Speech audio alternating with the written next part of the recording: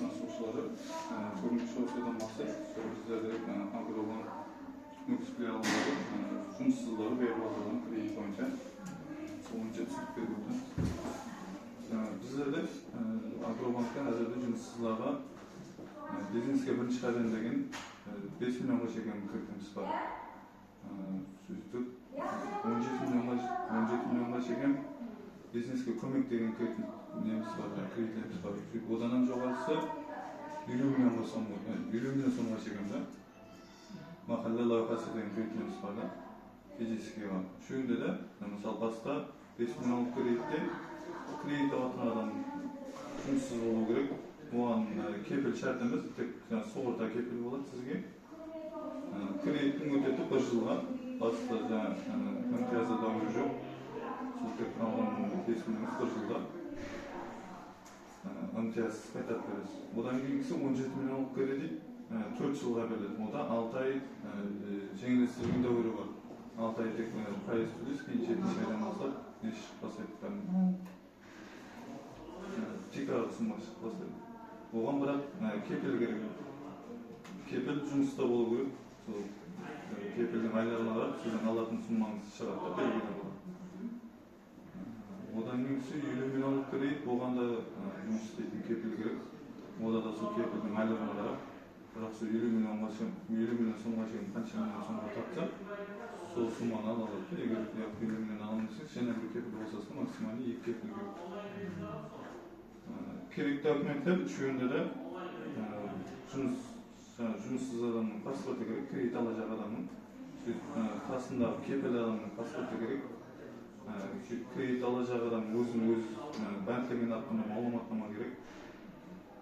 Сөйтіп 17 миллион сомға шейін кредитте хакім жәрдемшінің несі керек та, тапсырмасы керек.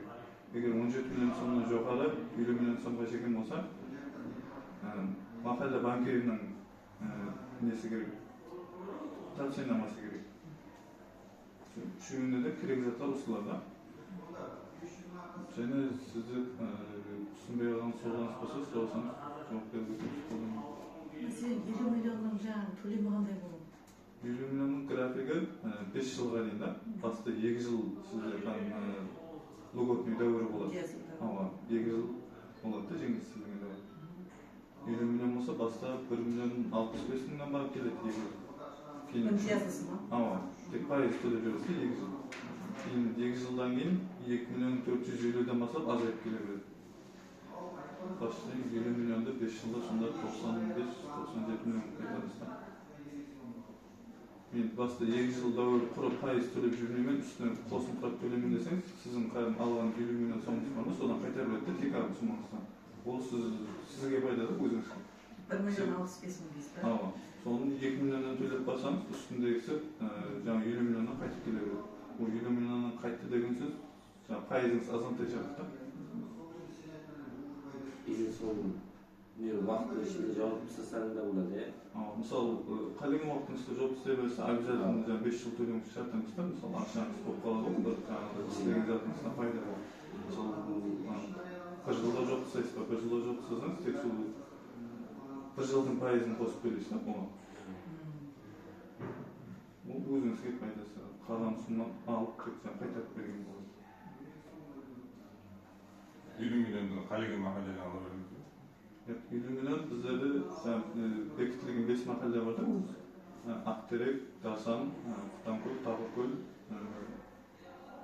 Үлгілі мақан. Сол тек біздерге бекітілген сол мақалаларына шығара алады да.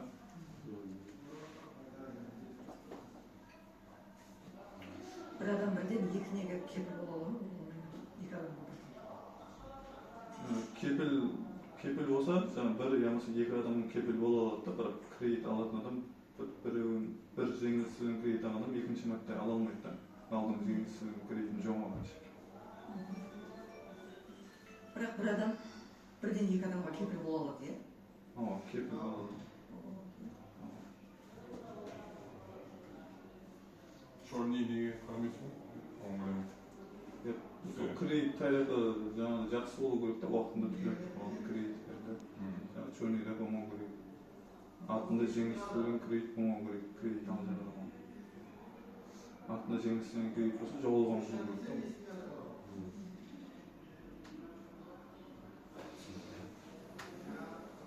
Басқа сұраулар түсіп қалса, бүгінгі сұрақ